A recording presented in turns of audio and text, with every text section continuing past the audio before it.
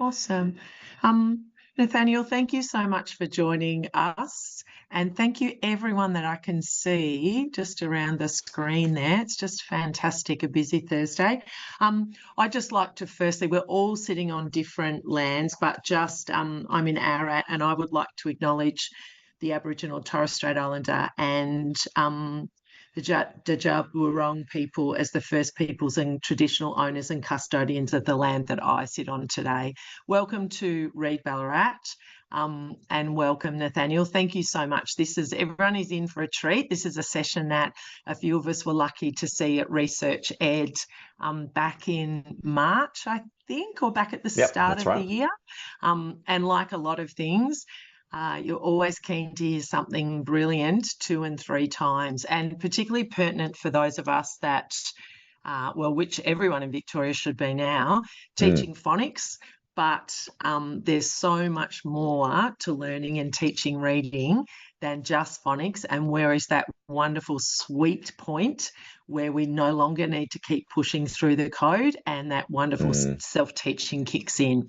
So lots of great knowledge from Dr. Nathaniel Swain coming our way this afternoon. I'll hand over to you, Nate. Thank you.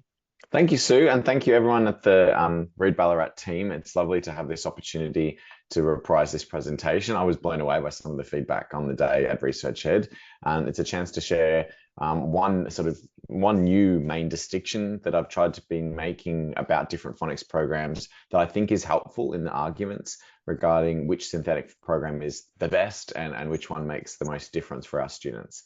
So let me take you through a few different ideas and hopefully get your feedback as well as part of this session as to whether this links to things that you've been wondering about your own phonics scope and sequence, for example.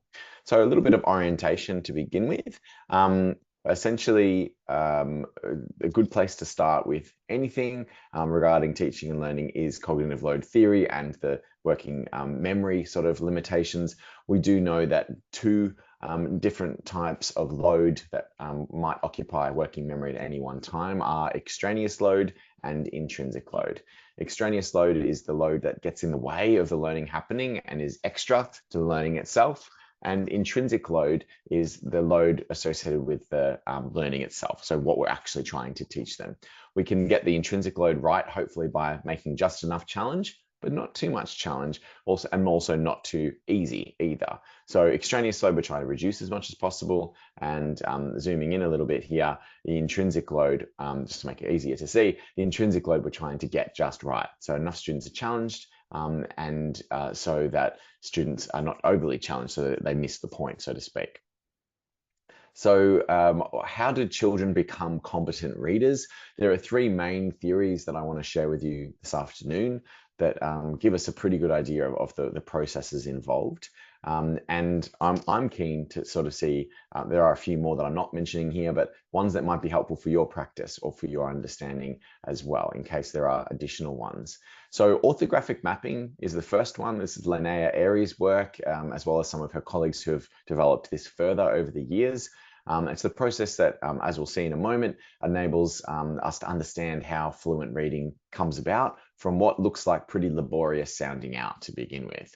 The self-teaching hypothesis we'll also look at, David Scher's work, and really does help explain how students move from what is a painstaking process and quite an explicit instruction sort of involved process of learning how to read words initially, into then something that is fairly well propelled by the learner and how much they're reading and how much they're generalizing of the spelling patterns that they see. And then the last one is regarding set for variability. And set for variability is an important concept, an important sort of orientation that really competent readers have, where they can predict accurately and the word is sort of flex, to be able to change pronunciations of potential words to see if they can get closer to the target, knowing that there are possibly multiple pronunciations available, given that the complexity of the English code. Being set for variability means that you're ready for that potential need to flex and to make adjustments. So let me go through each of those separately. Orthographic mapping, really importantly, is not a teaching method. It's a cognitive process for embedding words. And this is important because you don't stop your phonics and sort of say, now we're going to do orthographic mapping. Actually, all the things that we're doing in the classroom can be promoting the likelihood that students are successfully orthographically mapping as many words as possible. So it requires code knowledge. That's that phoneme grapheme correspondence or grapheme phoneme correspondence. And it also requires strong phonemic awareness skills. So how does it begin? It actually starts with some systematic, explicit synthetic phonics. And this kind of phonics is going to lead to the most amount of successful mapping as possible. It also involves storing a written word for immediate recognition later. And this immediate recognition is important because it allows students to instantly access the word as they see it. And some studies will show that when humans are really good at reading, they actually can't stop themselves reading. So some of this happens unconsciously as well. Airy talks about orthographic mapping storing unique letter strings. And this is really important because it's the unique list of letters that are in the correct sequence. But these are not memorized as visuals, and they're not memorized as word coffins, as Lynn Stone likes to talk about. They're stored in memory as strings of letters that are connected to the sounds that they are with.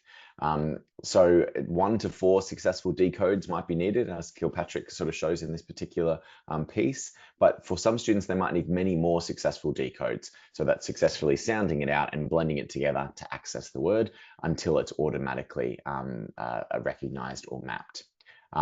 So interestingly, if you're not quite sure about this, orthographic mapping is the mapping of the sounds, as I've said, the letters with the sounds and to access their meanings. And it's said that the links between them, or the glue between these aspects, is what allows fluent and automatic decoding to occur, which is really, really important. The self-teaching hypothesis is a different theory that is also relevant for considering your phonics programs for reading and for spelling.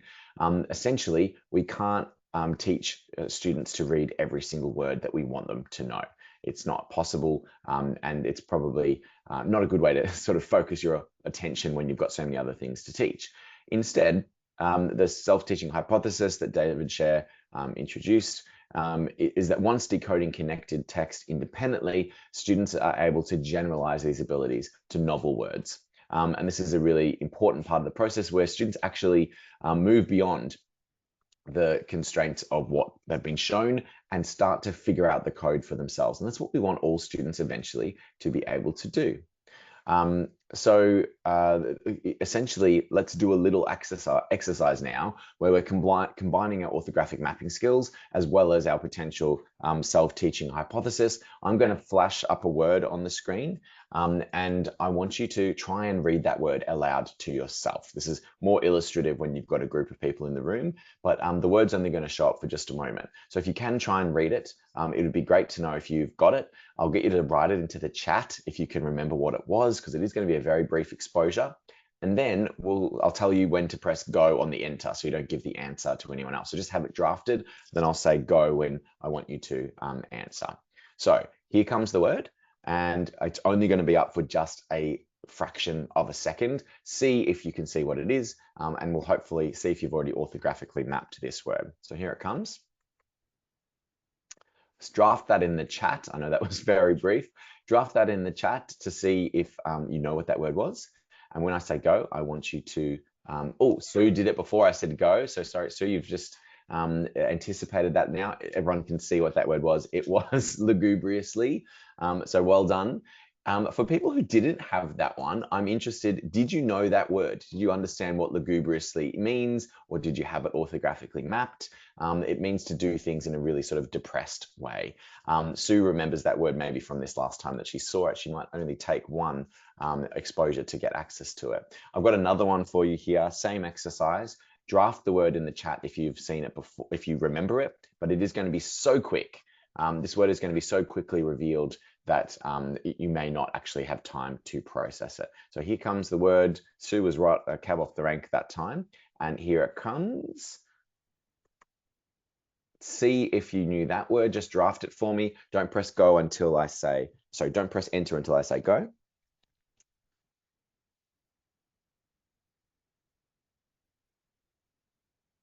And now go. Oh, a lot of people got that one. You might have come to my session last time.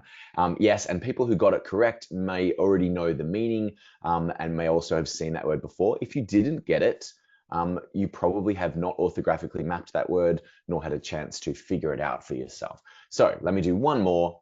See if you get this one. I'll try and go super quickly. Eyes on the prize. See if we can get this word this time. And I don't know if you're going to get it in time. Draft it for me if you saw that word already. And get ready to press go if you've done it. Oh, now interesting. Some people actually changed it to a different word. So this is a deliberately low frequency word. Some people have changed it to a word that they do know. So some people have written Victorian, valedictorian, valedictoriam, valetudinarian. That's actually what I'm looking for. Valetudinarian is the word. And Lynn must have already had that orthographically mapped, I have to assume. If you don't know what this is a person who's unduly anxious about their health, a bit like a hypochondriac. Okay, so if just hands up, show of hands with the reaction button, if you only got one of those words or none of those words, just a hands up, just to be honest, because then I'll compare that number at the end. If you've only got one or none of those words, just put a hand up because I might have gone too quickly. Thank you, Oliver. Thank you, other people putting up their hand. Thanks, Dee. Awesome. So when we come back to these words at the end, I wonder if you'll do a little bit better. Thanks, Lisa, as well.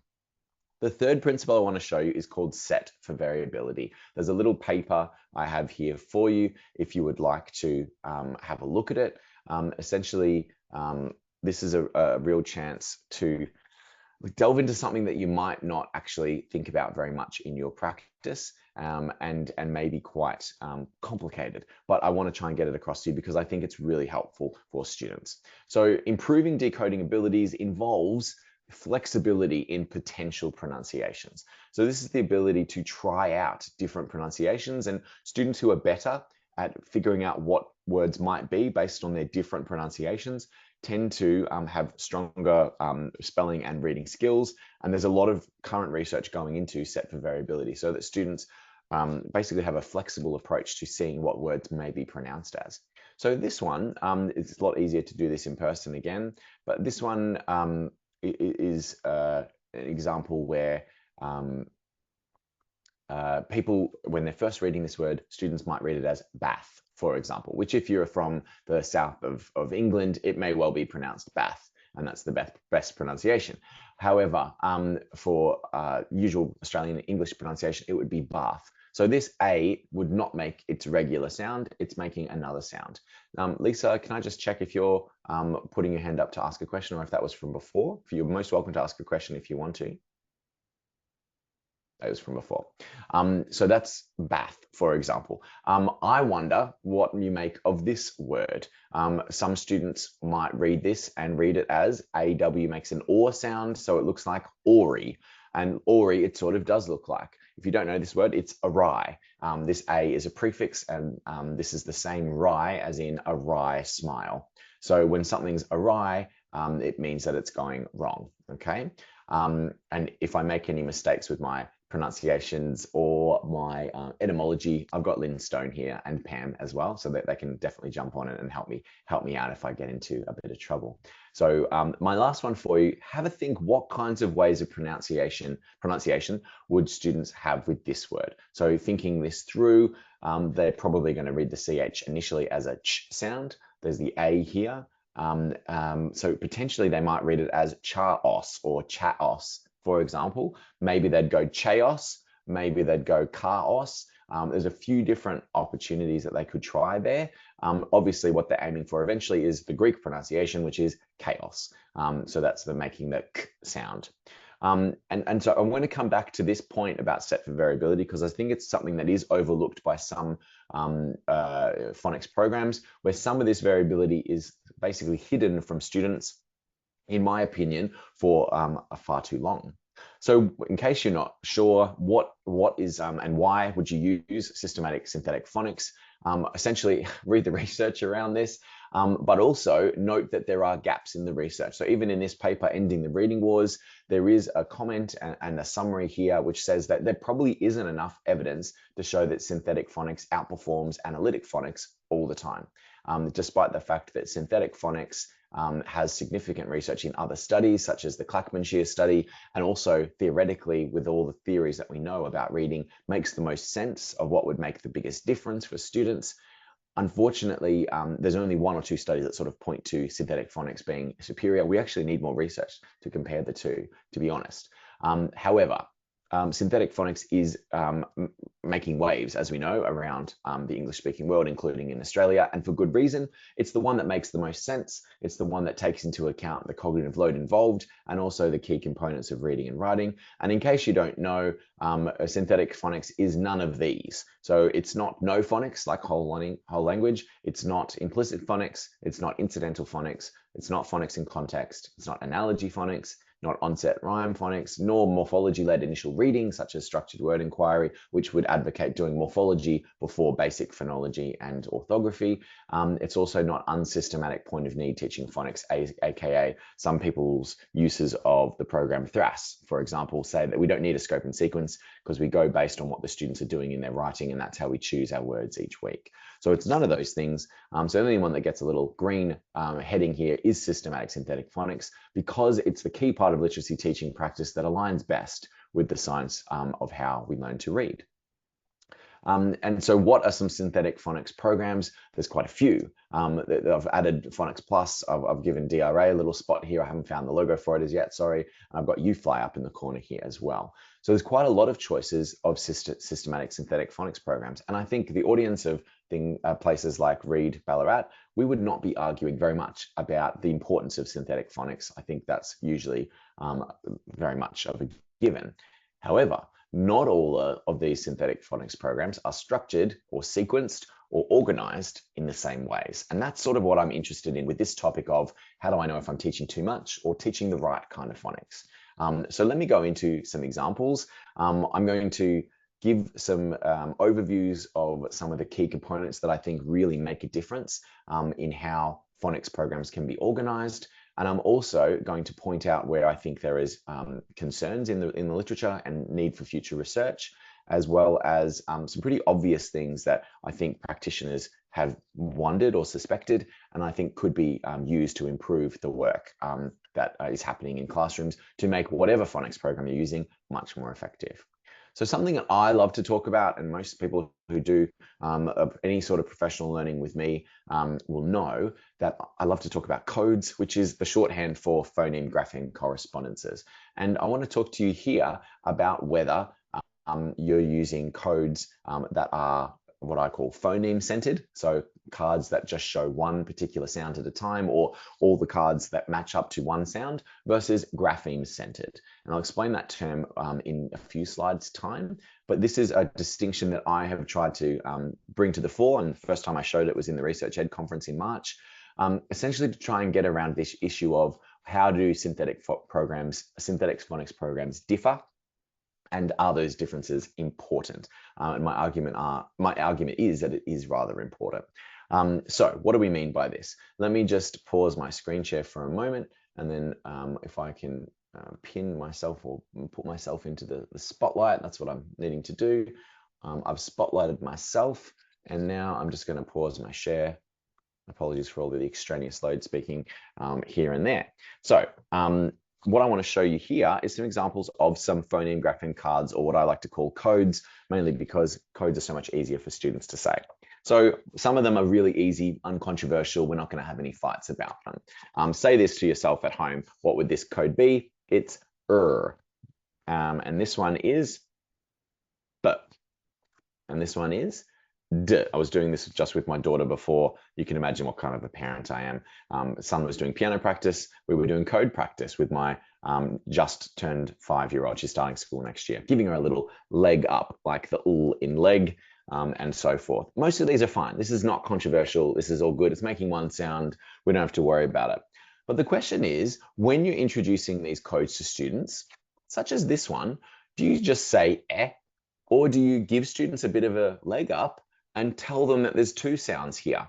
So this is in the sequence that I really like to use, which is based on the forms program, which you may know has its roots in things like OG, as well as certain tips and tricks that have been developed as part of other programs like Spalding. Forms is a complete curriculum that's free to access, but essentially is a specific kind of synthetic phonics program, and I like it for a lot of particular reasons. Shane Pearson, who has put it together and is also involved in Phonics Plus, which I know some of the people involved in Phonics Plus are here today, and I'm hoping that what I'm saying to you will resonate.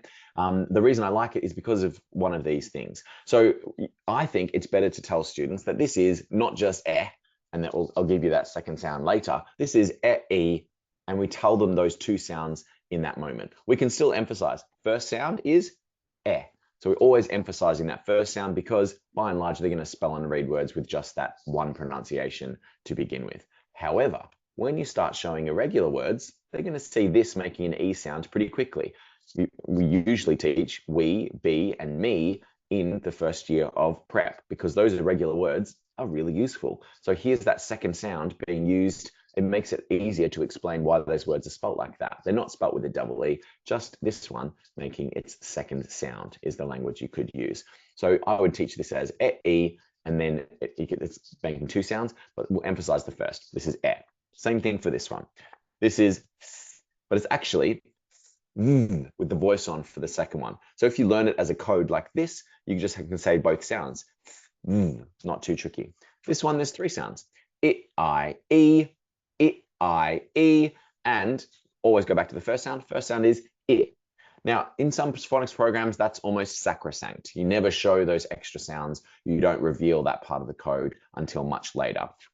This one, my favorite, s, z, two sounds, s, z. Some teachers are convinced that in words like was and his and has, that sound has to be a s, but it's not. It's not is, was, and has.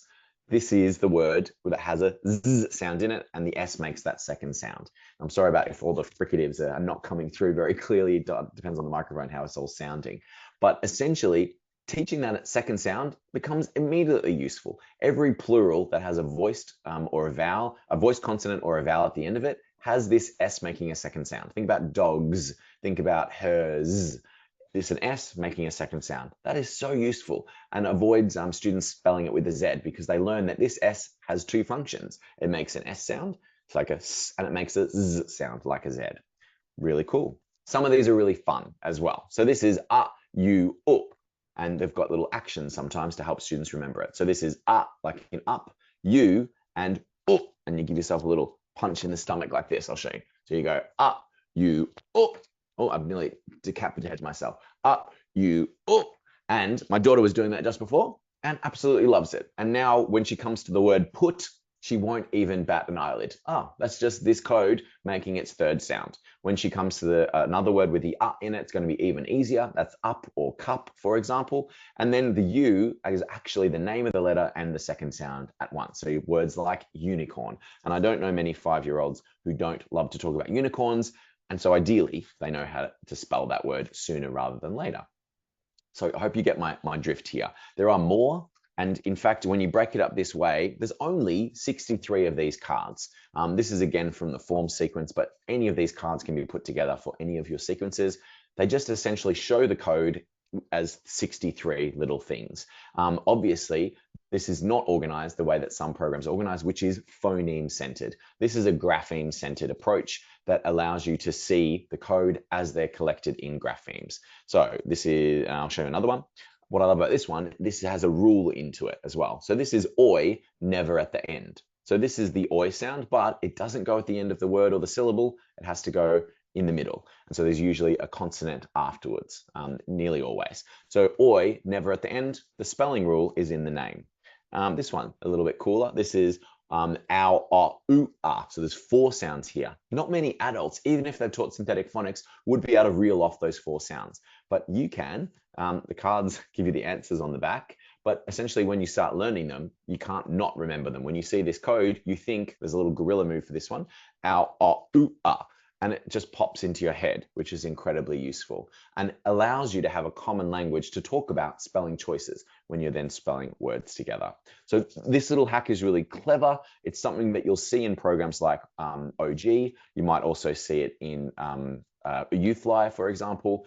Forms and say Spalding also have these little mnemonics or ways of organizing the codes. And that is one of the hallmarks, I think, of a program that does take into account this distinction of it's actually less complicated and more straightforward to organize your instruction via grapheme than it is via phoneme. And I know that that might be controversial. So let's dig into it a little bit more.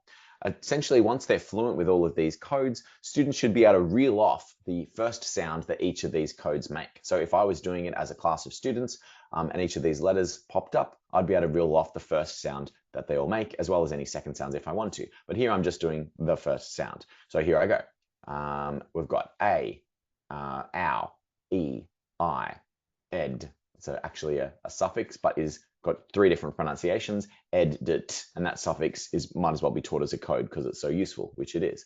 So R, E, Oi, O, A. This one's my favorite. It's called the king of the codes, and it's my favorite because it has 6 sounds, and the mnemonic to remember those sounds is actually quite hilarious. So it's the sounds are O, U, uff, off, or ow. And the way to remember it, I can't find the actual code card, but it doesn't matter. The way to remember this code here, O-U-G-H, is you say in your head, this is not for children, this is just for adults in this example. So the adults can say O-U, as in or-you, uff, off, or ow, as in or else. So O-U, uff, off, or ow. Easiest way to remember it. This is probably the silliest example of a code, hence the king of the codes, but it basically shows the range of different kinds of codes that students can be exposed to. There's only 63 of them. So by the end of the foundation year, every student should be able to reel off the names of these codes, and with the emphasis on the first sound that each of them makes, because it's the ones that they'll be looking at the most. Once they've got those codes activated, these actually become a really easy target to then use to read a whole lot of words. So this is one on A and AI and AY. We can read a whole lot of words with this sound and this distinction in it. One here is A, never at the end, same as the oi, and the other one is AY. You can see down the bottom here, AY as in A at the end of the word or end of the syllable. So we've got aim, fail, fail. Notice the continuous blending, amazing hack that you should be doing with your students to allow them to blend a lot quicker. Rain, rain, sail, sail, paint, paint, train, train, day, pay, say, stay, play, stray. So when students are in this rhythm, essentially we're facilitating fluent reading, but then what happens on the next slide is words disappear, and students, there you go, words disappear and students are asked to spell those. And because they have got the code knowledge popping into their heads, you don't need to do a huge palaver about how do you spell the A sound. They already know there's A at the end and A never at the end. And this lesson is about applying that to spelling all these words, ticking and fixing when you're getting it right. So, like I said before, there actually is room for more research around some of these nuances. And that was phoneme, grapheme, whether you're centering phonemes or whether you're centering grapheme. So phoneme-centered or grapheme-centered, a distinction that I've come up with, but which helps to bridge this sort of gap of which kinds of synthetic programs are we talking about. Interestingly, depending on the review, more evidence is actually needed for analytic versus synthetic, let alone say what's sometimes referred to as print-to-speech or speech-to-print. But given the complexity with those distinctions and how they're not actually talking about these programs in a way that really is fair, for example, OG, Spalding, and others would be a print-to-speech approach, but don't always go print-to-speech. They actually go back and forth between print-to-speech to print to allow many different cycles back and forth between spelling and reading the words. So programs that claim to be speech-to-print and somehow superior, I don't think have a lot of leverage, given there actually isn't a study on that, but also because this distinction implies that the print-to-speech approach neglects phonemes, which it doesn't. because the phonemes are embedded within particular phonemic awareness activities, as well as opportunities to break down words with letters, which is now what phonemic awareness is best embedded in. So my distinction, phoneme-centered versus grapheme-centered, obviously hasn't been tested, but I think this is where a lot of synthetic phonics programs either make or break that work. So a nice distinction, hopefully a new distinction that is helpful to you. I've essentially said it's how you organize your scope and sequence, how you organize your lessons. And from this point, I'm going to launch into how do we know if you're teaching too much or not enough of the right stuff in your synthetic phonics. So what is phoneme-centered? Sounds are given prominence and are given special focus. Initially, only one pronunciation of spellings is taught, that one-to-one mapping.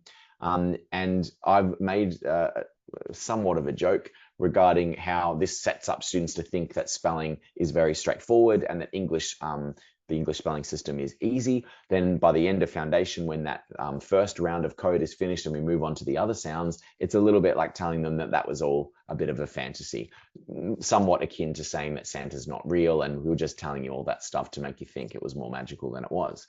I don't know if that is a fair comparison, because look, English spelling is not one-to-one mapping. It's not simple, and the way of learning of one sound for each letter is somewhat deceptive, in my opinion. And essentially, weeks or units will focus on one sound or one or two sounds, and will introduce all or most of the spellings for that at one time, especially once you've moved off the basic code, for example. In a grapheme-centered approach, instead, graphemes are given more prominence. Sounds are not neglected though. So we still break words into their sounds, we still hear the sounds in words, but essentially graphemes are given more prominence because they're the tangible thing that we can see, that we can relate to. And you can see here, if we review them this way, there's only 63 of these to learn. Whereas if you learnt them as individual sounds, there's 200 spelling patterns, depending on how you make this distinction, organized into 44 different sounds. There's actually quite a lot more to get your head around. The students are exposed in this kinds of approaches to multiple sounds made by graphemes, like I've been saying. So this would be, for example, g, j, so two sounds, g, j. First sound is g, obviously, that you'd learn first and master, but why can't you know that it also makes a j sound? It's going to come up sooner than you think. And not every grapheme possible is taught. So it's not a big emphasis on every single grapheme, because as the set variability and the self-teaching hypothesis talks about, we can't possibly teach every single word and how it's broken up, nor can we teach every single possible pattern or grapheme. We actually probably need to think about the numbers and think what are the most useful ones to get the best possible outcomes for students reading and spelling. The rest they can actually do through self-teaching hypothesis once it kicks in. So the weeks or units may have a common phoneme focus, but only the most salient graphemes are emphasized, and usually graphemes might be introduced one at a time. So we'll do one lesson on AY, where they master how that works at the end of the word, another lesson the following day on AI, and then we'll combine them back together to get the contrast between the two. But essentially, we won't do a lot on AE, which might appear in only a few little words, as well as other obscure spellings of the A sound that don't appear very often. Essentially, those ones could be potentially picked up through self-teaching, is the way that a grapheme-centered program might sort of take that. So now I've given you some distinctions, I've given you some overviews. What I want to talk to now is ask ourselves some questions. How are we actually teaching too much, and how do I know if I'm teaching too much phonics? At the end of the day, English is a language that has at least 3 layers. It's got a phonological layer, which is where your phonics fits in. It's got an orthographic layer where phonics is not as helpful, and it's actually more about what the scribes have done in centuries gone by. It's to do with silent final E's. It's to do with the doubling of consonants with certain suffixes, the dropping of certain silent final E's, as well as the changing of Y's to I's and so forth.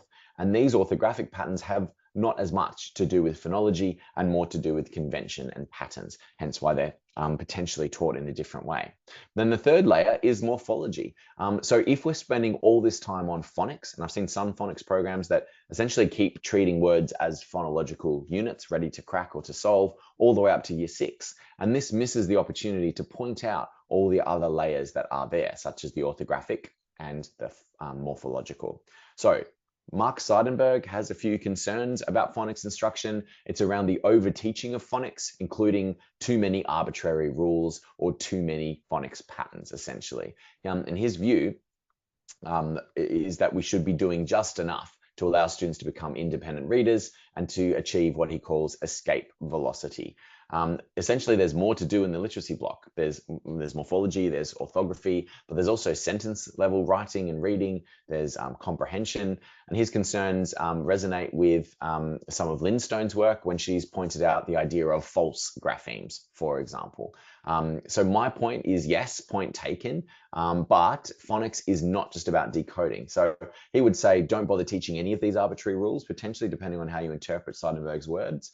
But I really want to point out that you want to teach enough, not just to get the reading right, which many students can succeed at, but also to get the spelling right. So this is really important to take into account that the spelling is also an outcome that we're interested in, not just the decoding of words. So how might we do too much? Essentially, I've got a little hit list for us to work through in the next 20 minutes. Essentially, you might do too much of the phonological, either too much of the phonemic without letters. You might be doing time without reading and spelling words.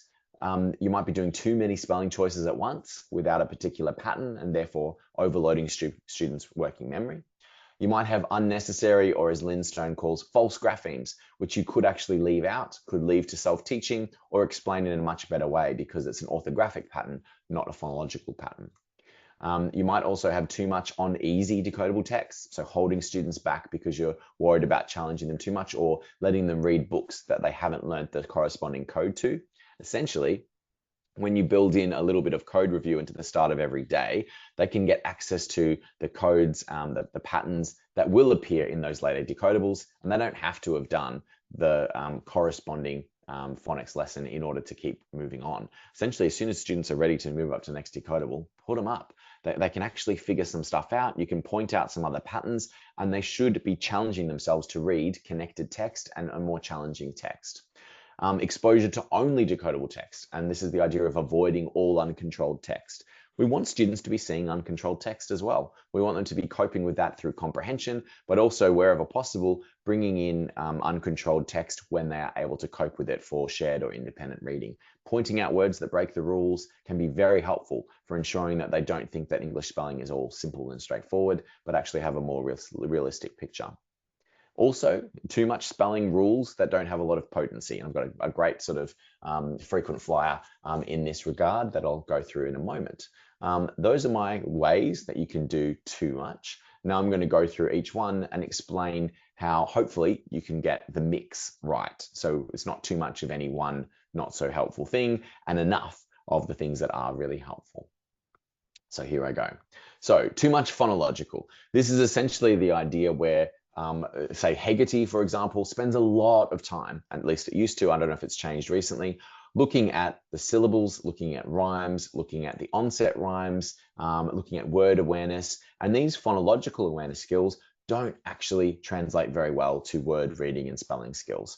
So therefore, you've got better opportunity to spend on phonemic awareness skills, which is that subset looking particularly at individual sounds, blending, segmenting, and deleting, for example. Although there is some controversy about the deleting, manipulating idea, David Kilpatrick is pretty keen on the advanced phonemic awareness activities, but that also has been called into question in some forums.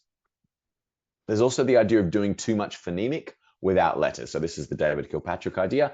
Essentially, a lot of the research is now pointing to that a lot of your phonemic awareness teaching should be done with the letters so that students can see that anchor and can organize their instruction. As I've sort of hinted at, phonemes are rather abstract concepts for students to get their heads around. But when we anchor them with letters or with the codes, we can actually allow them to see and hear the things that we're talking about and not just try and hear them or imagine them. So how do you fix it? With phonological, work on initial sound, blending, and segmenting. They're your three big ones that are so important. Figuring out what the first sound of the word is, then blending sounds together and segmenting words back out. That's the best way to spend your time. Don't spend too much time at all on rhyme and syllable awareness unless it's for the purpose of understanding literature, poetry, or song, which is another important use. Do brief phonemic words as warm-ups potentially if you really want to get some substitution or deletion happening, but I'm talking about 1 or 2 minutes, maybe 1 minute. There isn't a completely definitive evidence saying that working without letters is bad or it shouldn't be done, but essentially it shouldn't be a big part of your block because we need to move to doing phonemic awareness with letters, which is essentially blending and segmenting words. And then do the rest in the actual phonics lesson with letters, as we've talked about. Time spent without reading and spelling words. So I'm worried about this one a lot in a lot of places. This is essentially where we're doing activities about sounds or about letters, but they don't necessarily relate to actually reading and spelling enough words. So whenever you're worried about this, get them reading and spelling words all the time. How many words can they read and spell in a session? Essentially as many as you can fit in. The more that your phonics program or your time that you spend doing your phonics where you're actually breaking words up and then putting them back together again using letters, the best, it's the best use of your time. And review. Keep going over those patterns and get as much practice in of old words as well as new words as much as possible. So this is really, really key. The other thing is to think about time without reading and spelling words. I've already just said that, sorry. I was going to show you a little excerpt. So, okay, imagine this is a little lesson showing some blending and segmenting, and this is your main spelling or reading lesson or review. Essentially, there's many opportunities to read words that you've read before. So let's sound out these words: in, nap, nap, bag, bag, you get the idea. And then getting them to spell those words. And so let's spell the word in. This is foundation students. It's not too early, not too late into the sequence. So I can hear 2 sounds there. Write in on your whiteboard. Off you go. Next word is bag. And here's in. Tick it or fix it. Here's bag. G. See if you can do that by yourself. Write those on your whiteboard. And then you get them to tick or fix whether they've got bag right, for example. So really, really important that they're doing as much of that reading and spelling as possible. So ideally more is more when it comes to lots and lots of reading and spelling. You also want to ensure that the lessons that you're doing do encompass weird words. So this is irregular words that break the pattern, and you're giving them ways of talking about these words and showing where those patterns are broken. So here we would read this using basic phonics rules that the students would know already. Was, for example. So something you can do is point out that there's 2 parts that are a little bit unexpected here. So here's the irregular bit. The A is making an O sound. We'll explain the rule another time. And the S is making a Z. But look, we've already done that. That one's not too much to worry about, is it? Because we know the S makes Z. So that one's actually pretty easy. But was, as this word is pronounced, is spelled W-A-S. Really important to point that out. And the next word follows a similar pattern, is what. It's also the A making that annoying sound. And you've also got a W-H here. What is spelled W-H-A-T. And we're just essentially not hiding the complex code from them when it's relevant for them to learn a particular word. So those are some of the ways that you can get the balance right in terms of how much they're spending time on different things. Another thing that I'm worried about, and I'm wondering if you're worried about this as well, is too many spelling choices at once, especially when there isn't a real pattern. So obviously when you're teaching the or sound, there's some ones that come to mind that are incredibly useful that all students should know. So there's OR, there's AW and AU. These all have special names in certain phonics programs, which allow students to remember them and also allow the teachers to remember them, because it's hard to think of these off the top of your head. I'm having trouble finding them in my little sequence here. And they must be escaping me somehow. But essentially, we've got or, the OR is or of ordinary, and there's a little gesture for that. There's or of jaw, and there's or of sauce. And it used to be sauce like this, patting the glass bottle. Now it's a squeezy bottle because the kids don't know the glass bottles. So squeezing the or in sauce. And those little mnemonics are just really handy that allow you to hear 3 different ways that the or can be spelt, and it's attached to the code card that you would have reviewed already. In some lessons though, in some phonics programs, they're doing the focus on or, and they've introduced all of these in one lesson, but also all of these, AL like in walk, the AR like in war, the OOR like in pour, ORE like in saw, O-U-G-H, like in thought, O-U-R, like in pour, as in to pour something, the A-U-G-H, like in court, the O-A-R, like in an or a bore, A-U-R, like in dinosaur, A-U-L, like in balk, and U-R-E, like in shore. And this is potentially presented in one lesson. Now, I was talking about extraneous load at the start of this session for a reason.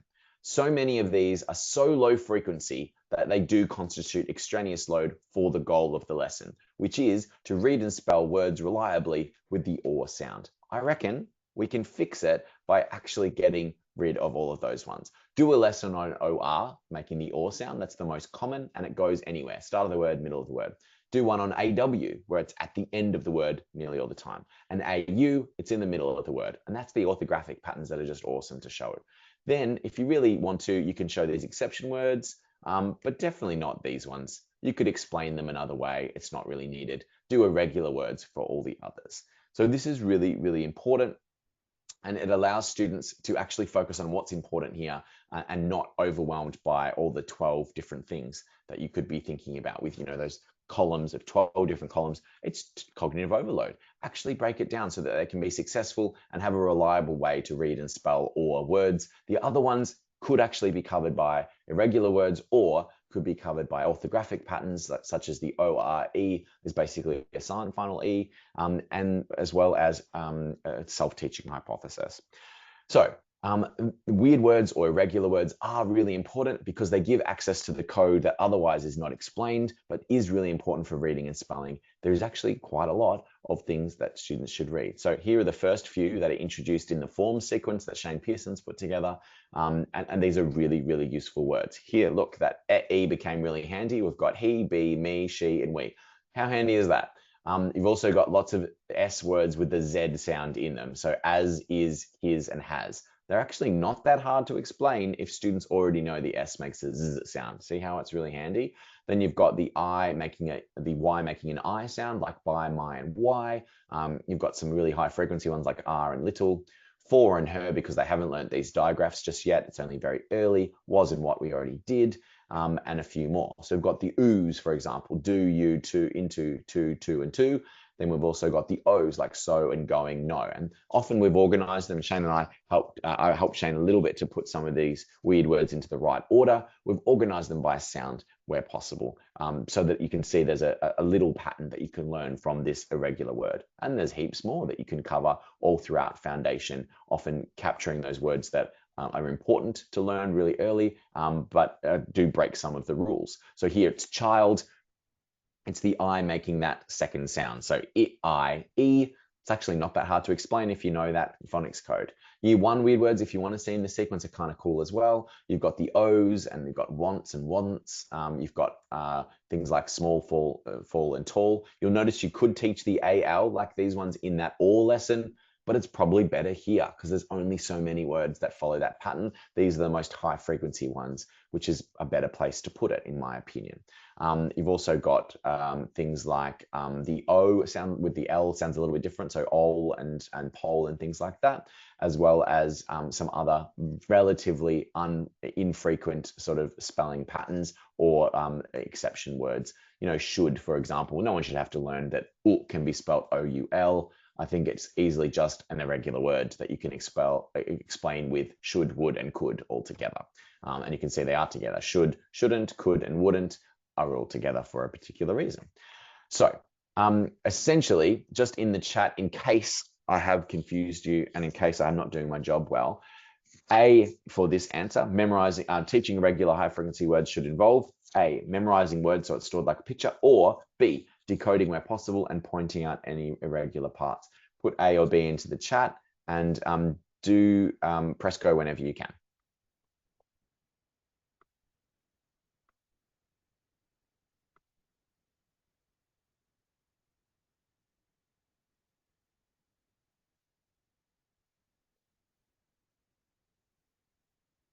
Excellent. All right, I haven't confused anyone.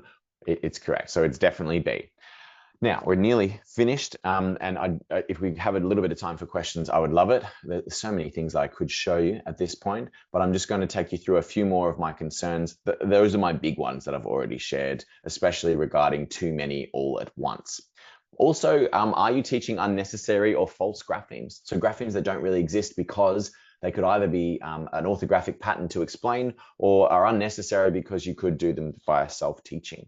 So for example, the boss, for example, this double S. Is that a grapheme, the double S, or is this a pattern where the F, S, Z, and L double at the end of a short vowel? Sorry, short vowel, one syllable word. It's actually a pattern. So the double S only occurs in this position unless it's also doing another potential sort of rule around suffixing. And this pattern's really easy to teach. It's the Fizzle Gang or the Flossy Crew or whatever you call it. It's F, S, Z, and L, short vowel, one syllable word. You have to double it. Boss is the same. This one is called the rabbit pattern, which I love as well. It's where you've got a word like rabbit or pattern, and they're almost like a morpheme, but not quite. Because it's a short vowel and you add this next bit, you have to double the consonant. Same thing for bubble. And then here's a pattern regarding the 2-1-1 rule, for example, that shows that because this syllable here is stressed, we have to double this T. It's not a spelling choice to spell it with 2 T's. It's never, double T is not a thing until there's actually a spelling rule that goes with it. And if you haven't seen any of these conventions before, the orthography, that is the spelling rules or patterns behind English, are really fascinating and also just really easy to teach. I think some phonics programs have shied away from them and have traditionally treated rules as unteachable or rules as unlearnable. But actually, when they're taught in this way, they can be really, really good. So how do you fix it? You explain the boss with the Fizzle Gang, the rabbit with the rabbit pattern, bubble with the silent final E, forgotten with the 2-1-1 rule, as I said, pterodactyl, one of Lindstone's favorite ones, actually explain morphology. So a helicopter, the PTER, is found here as well. So it's a morpheme that explains pterodactyl. You don't have to teach PT as a spelling of T, okay? I think hopefully that does help. A little bit about decodables I do want to say. Essentially, ways that we can get this wrong is that we give too much time on easy decodable text by not letting students go up to the next level because we haven't taught the corresponding lesson. Here's my idea for fixing it. If they can handle the next level, move them up. It's not going to break the bank. It's not going to break the child's brain. You don't want to necessarily wait until you've introduced it. It's waiting for too long. My other one here is exposure to only decodable text and trying to avoid or hide uncontrolled text. This can be a problem as well. So ensure that they are getting exposure through shared reading of all kinds of words. This is how students can get interested in how words are working because some of them, they don't know the rules behind it yet or the pattern behind it. And as soon as they are ready, this is really important, get them off decodables as soon as they are ready because they are just a training ground. They are just practice. They don't reflect the uncontrolled text, which is the reality of reading. And again, you can create a false sense of security with your students. I think my last qualm is this one regarding spelling rules. So spelling rules with little potency, essentially, there are some patterns or rules that aren't worth teaching. So I before E except after C is a really common one. I don't like it so much because here's the words that it relates to, and here's the words where it's broken, and that same pattern does not work. So essentially, it's better, if you look back over here, it's better to teach the morpheme, the sieve or seat or sept, seat, for example, with the PT. That's actually what we should teach, the morpheme, not the spelling rule, because there's way too many exceptions. And it doesn't have the potency that we really, really need. So if you haven't seen these spelling rules before and you don't really know what they are, some of them are worth teaching, some of them are not. Spelling rules that are worth teaching are usually summarized in places like the Literacy Hub. If you look at this list, there's quite a few nice examples here that show the different kinds of patterns. If you haven't downloaded them before, have a look. There's another place you can look is in the way that Forms as a free curriculum, or UFly does this as well, breaks down spelling patterns across the years and introduces different sort of patterns with students. So what I really love though is that some phonics programs don't have any spelling patterns at all. They're actually not hard to teach. So A versus A, for example, let's teach the pattern here. Usually Y is not at the end. We change the I to a Y and then we feel really happy. That's like happy doesn't get spelled with just this I. So when do you use A versus A? Essentially, A is never at the end and the AY is at the end. And that's the pattern. Let's read some words that match it. Aim, fail, rain, sail, paint, train. Notice the first few words are the easiest, getting most maximum sort of success for all students. Then you've got the other side, day, pay, say, stay, play, and stray. You can point this pattern out and it can make a big difference for students who do really need you to show it. Essentially, let's come back to this final question because I do want to finish up. How do you know if you're teaching too much? Just remember how students learn to read. If you're doing overkill or if you're pointing out things that are not necessarily going to support their orthographic mapping, their ability to move into self-teaching, or, as we've pointed out, their ability to do set for variability, essentially, you may be overdoing it. You may be doing emphasis on the wrong things. So I'm hoping that today has pressed a few buttons, has ruffled a few feathers, but not in a way that's too uncomfortable. To see how you've learnt and whether your orthographic mapping has happened, can you tell me what this first word is that's going to flash up? It's going to be very quick this time. See if you can write it in the chat immediately. Here it is. What was that word?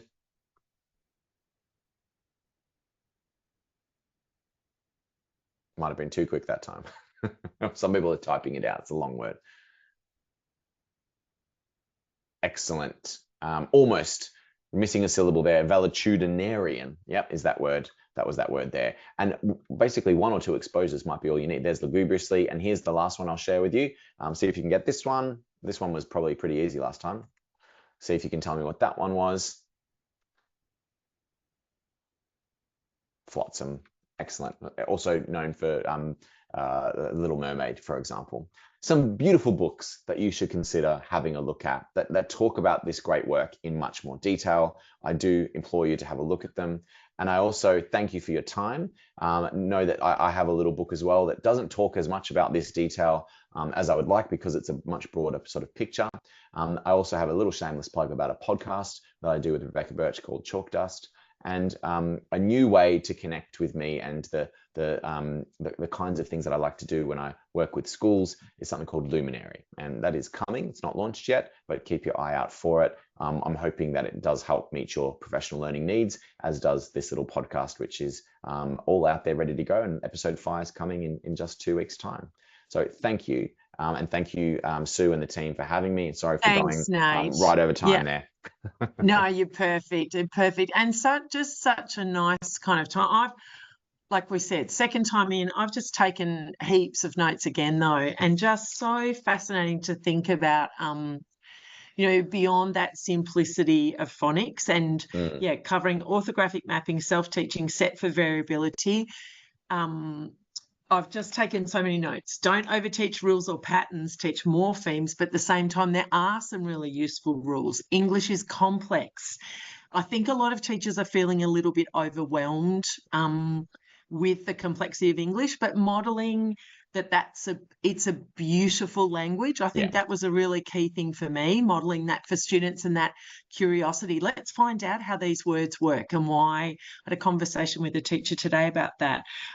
Teacher knowledge is key, isn't it? Yeah. Where I think that, you can't give what you don't have. And I think a lot of teachers are, really sticking rigorously to something, probably too tightly, and decodables would be one of those things because they're lacking, they're just lacking some knowledge and confidence. And I think there'll be a real shift sort of in the next year or so around that. Don't hide uncontrolled text. I think when we all discovered decodables, we thought that was the solution and maybe kept kids on them for far too long.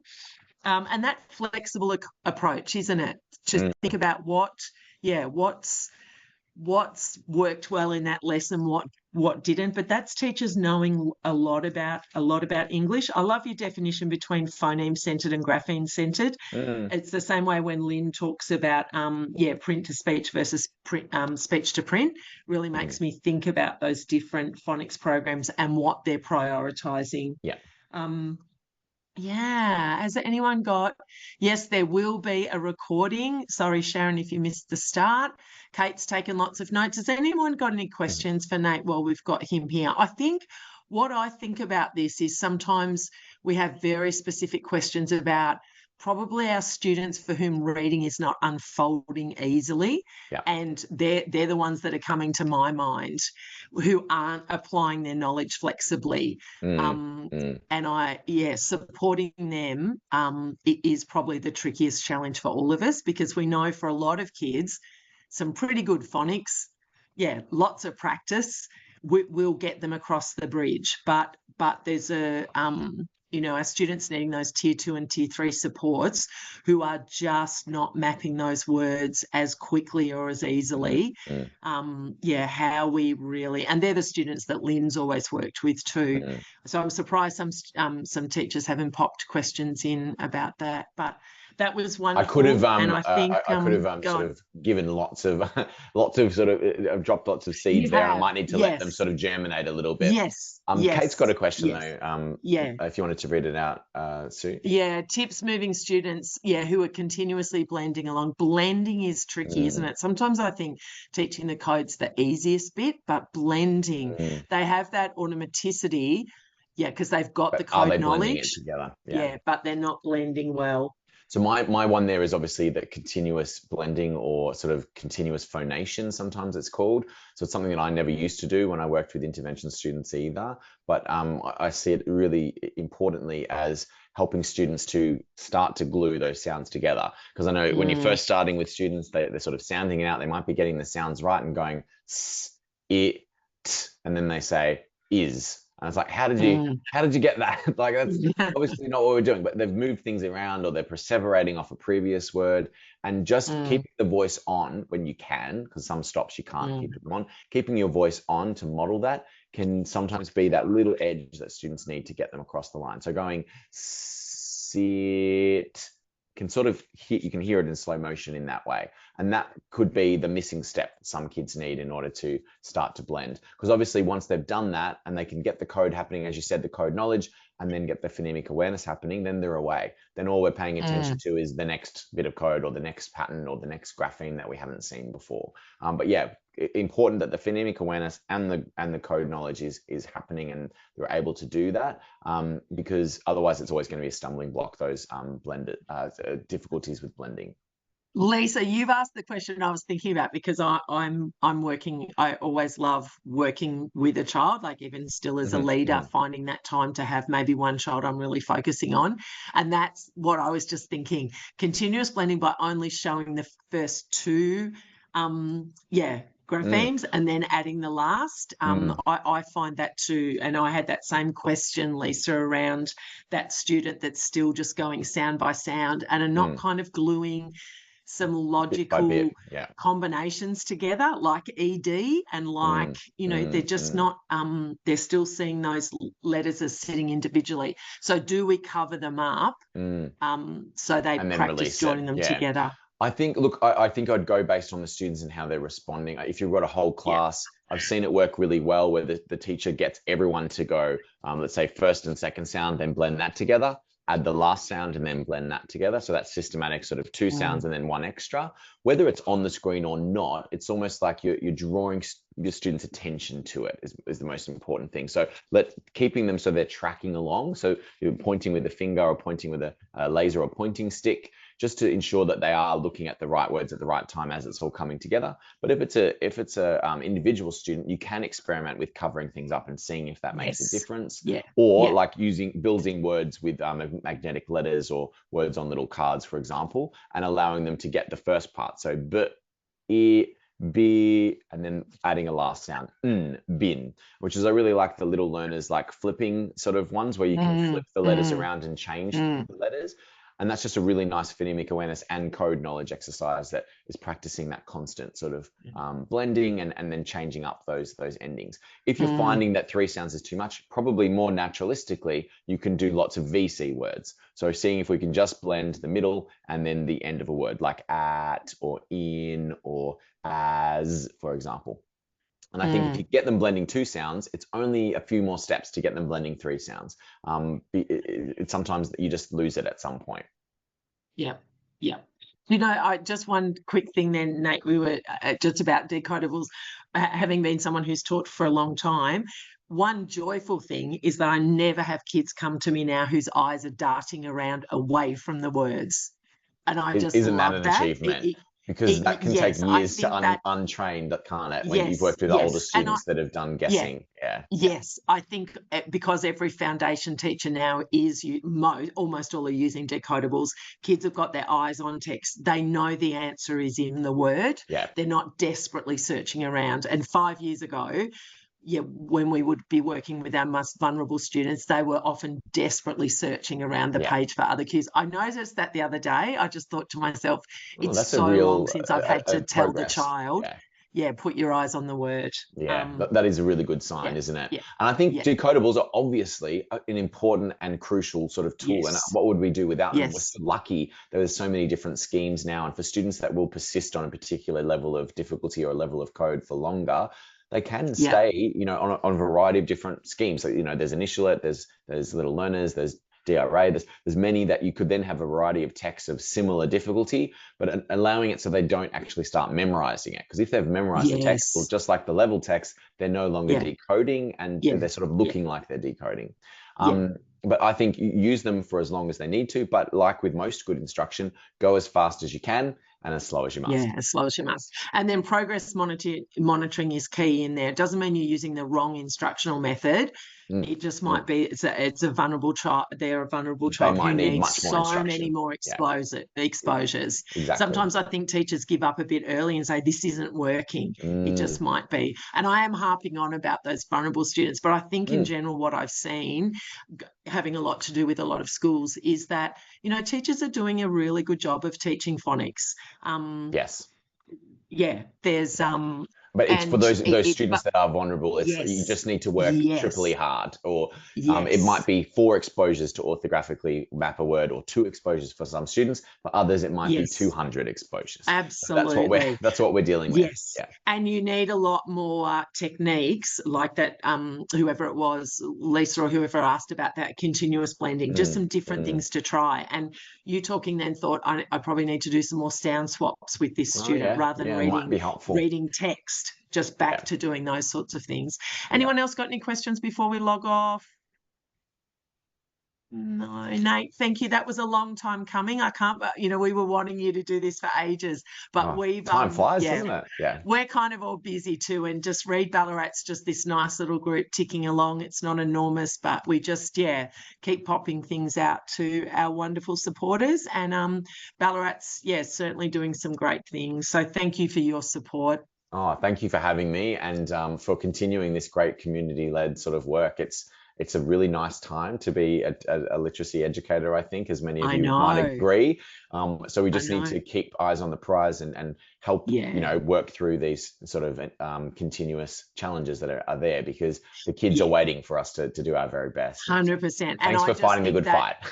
that rock solid belief that we're gunning, every child should leave primary school in Victoria able to read. And we just need to keep working to make that happen, because it may not happen for them in F1, and you just keep going. You just never give up. Yeah. Exactly. Well, thank you. It's been an honor, and it's been thank worth you. the wait. It's been great. Yeah. Thank you so much. Thanks, everybody.